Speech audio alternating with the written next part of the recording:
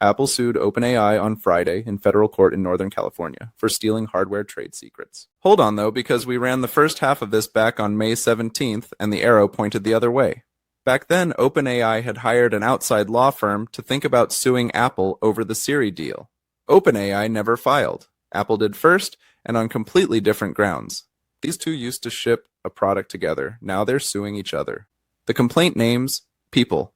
Tang Tan is OpenAI's chief hardware officer, and he spent 24 years at Apple running product design for the iPhone and the watch. Apple says he directed candidates interviewing at OpenAI to bring Apple's secrets into the room with them, and the suit says that included actual Apple parts and prototypes for show and tell.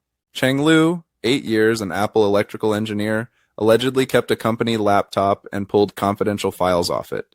And there's one line in that complaint that lands harder than the rest. Company writing, and this is a direct quote from the lawsuit, LOL, I found out I can access the network storage. So funny. Apple says he then went on to download dozens of confidential hardware files, including information about unreleased products. The relief Apple wants tells you the plan. It isn't asking for a headline damages number. It wants an injunction, the files back, and the evidence preserved. That's a company settling in for a long discovery fight, and discovery reads your Slack, your recruiter notes, and your interview feedback.